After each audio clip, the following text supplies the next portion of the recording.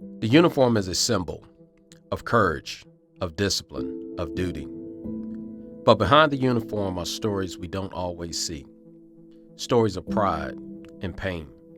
Stories that challenge what we think we know about our veterans. Today, more than 40% of active duty military personnel identify as people of color.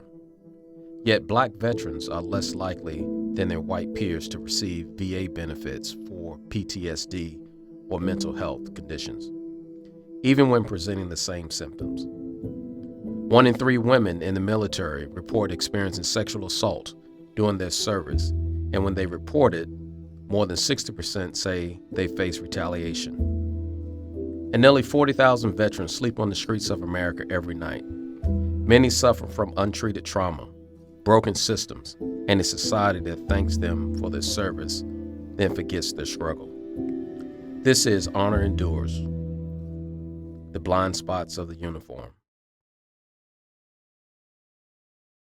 A story about what lies beneath the surface of service. A story about being seen. From the Buffalo Soldiers to today's frontline warriors, Black service members have always answered the call, fighting for a country that didn't always fight for them. Inside the ranks, they often faced a second front, racism within their own units. Many describe the need to work twice as hard just to be seen as equal. Some were given the most grueling or menial jobs, regardless of their rank or skill. They served with honor, not just combat zones, but while navigating a military culture that too often failed to protect or uplift them. It was challenging.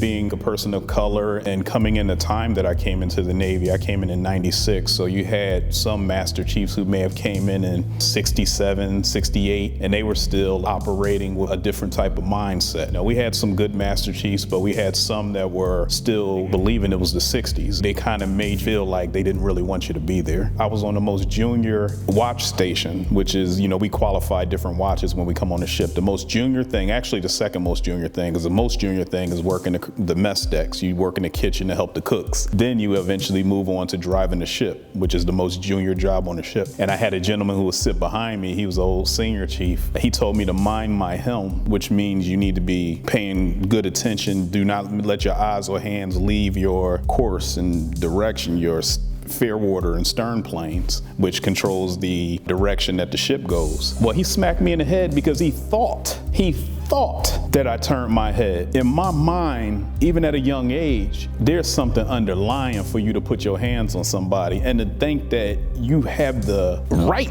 to put your hands on me, I thought he was lost his mind. That incident eventually got me relieved from driving the ship for that night, because I basically got up, turned my hand, and it could have been punishable by UCMJ, but I didn't go to mass over that. But I did check him, let him know, if you ever put your hands on me. So, basically just showed him a different side to help him understand that no matter what you've been through in the past, this ain't gonna work. When I got to my unit, you seen it. Even when you was on certain type of duties, because my MOS was 88 mics, so I drove trucks, I was transportation. When it came to driving, they wanted to make sure that these certain type of soldiers got the best trucks, or they was put on easy assignment compared to what we had going on. We were put on more of the crappy detail. To that aspect, I saw it, but because I know how to deal with it, I kind of just dealt with it and allow it to happen. The way that I overcome during that time period is being connected with the brothers that I was in a unit with. The silence in the barracks can be deafening. Sexual assault in the military remains one of its deepest hidden wounds. In 2023 alone, over 8,000 reports of sexual assault were made by service members. But reporting is only the first battle. Most survivors never see justice. Some are discharged, many are re-traumatized, and the trauma doesn't wear off with the uniform. At times, being more afraid of their own chain of command than the enemy. I was in the military less than 6 months when it happened. It was by my leader as soon as I came in and to report, because you're supposed to go in and report to your chain of command and introduce yourself. When I first came in there, he looked at me a certain way, and then he told me to stand up, and then he groped my breast because I had on a uniform. He was like, oh, let me fix your pins. So he was acting like he was fixing my pins, but he was groping me. I was like, sir, you're making me uncomfortable. I remember him moving close on me. I ran out the door, and I was like, I can't. It was a girl that was standing out there that saw me out there. And she said, did he touch you? Why do you care, you know?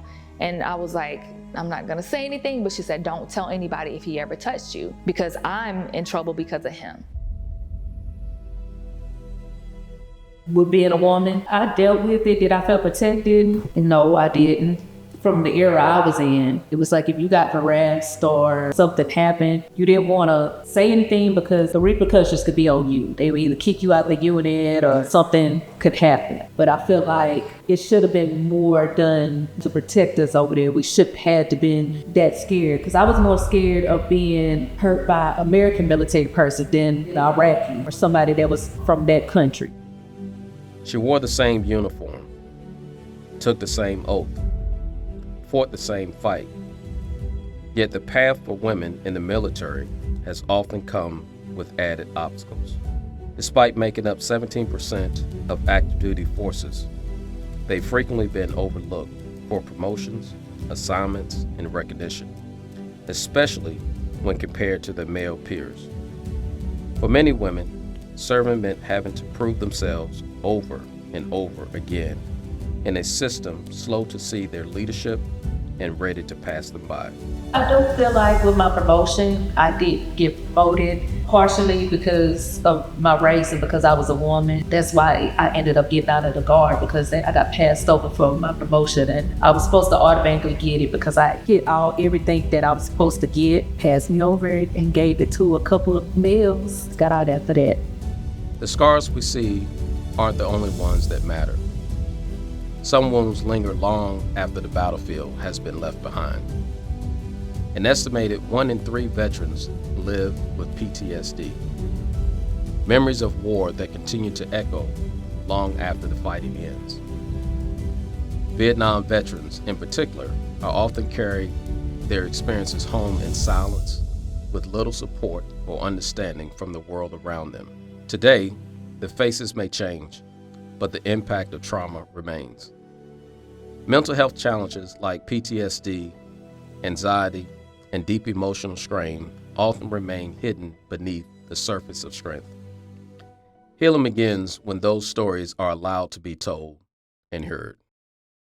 I saw all the bloods and the guts and passing by a big old hangar they had out there. I still think about these things. And the hangar was full of body bags. Could you imagine this room here being 100 times? Okay, a big hangar, if you ever saw a big hangar with a big aircraft in it. So it was body bags. Those things I think about every day, and mostly every day. Also, the people that I knew over there, the rockets of the land or the bullets did not hit me, but I was fortunate enough and blessed enough to be here. I still see those faces every day. I see some of the guys that were in the war with me, and they did not come back. And sometimes when you look at it, I was at a period of time where I think about this stuff, and even just I could not eat because of the graphics of, you know, what I saw over there, and I don't wish that on anyone. I don't wish the war on anyone. I had 2 people working for me, but one of them, his name was George Poge. Poge's grandmother died. Chaplain came to the battalion commander. They went down to a company to talk to Poge to see if he wanted to go home. And he said, yes. Well, talk to your company commander. Then they left. Company commander said, no. My platoon sergeant told me I could use the truck. Because I'm really upset. I gotta do something. Company commander said, come to my office when you get back to the company. When he got back to the company commander, the platoon sergeant, and the platoon leader was in the office. And the company commander told him, I'm giving you Article 15. He said, for what? He said, for misappropriation of a government vehicle. He said, misappropriation? Platoon sergeant told me I could use it. Platoon sergeant stood there. He said, no, I didn't tell you that. So he said, well, I said what you said, and I'm not taking no Article 15. He said, don't be here when I come back. Poge walked in the orderly room with an M16, 5 20-round clips, 7.2. Coach cut the company commander and the platoon sergeant in half. Listening to the radio, what's happening, where's everything going on at? One of the company clerks down at a company, he said, we got a man down here that's gone berserk.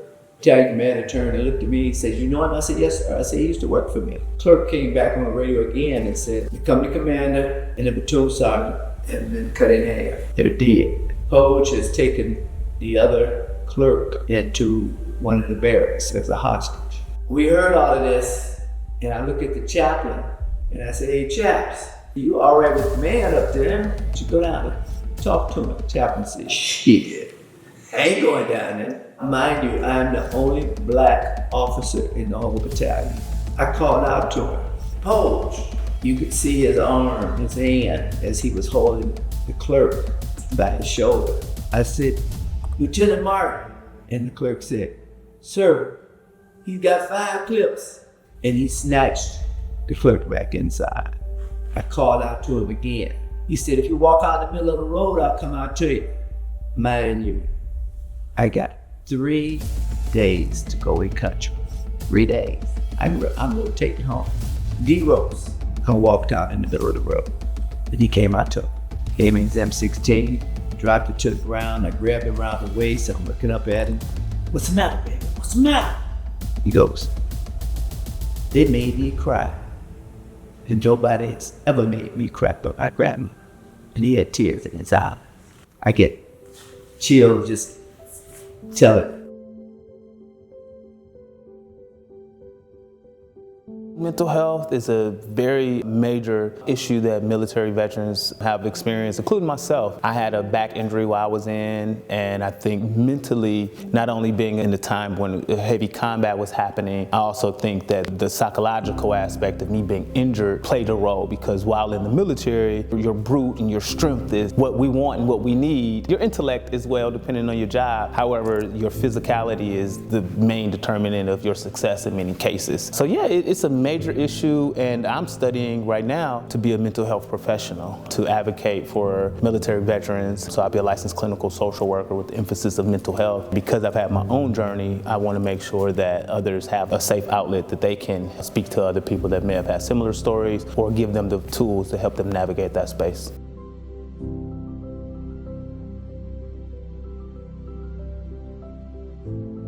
Honor should never end in homelessness. But for thousands of veterans, it does. Black and Hispanic veterans face higher rates of housing insecurities. Many are lost in a system that's supposed to support them. Their sacrifice was visible. Their struggle is not. Why 62% of African American veterans make up the homeless population, especially in the city of Dallas, Fort Worth area, when the entire United States, we only make up 14%. However, we're 14%, we are 62% of the demographic. Those type of numbers have to be put out into the community and have to be made aware of. And then we have to put out, the information about the disparities in the job market. These are not just stories of pain. They are stories of power. From the battlefield to the home front, the journey has been marked by strength, survival, and the pursuit of dignity. Not because uniform makes it so, but because the people behind it refuse to be invisible.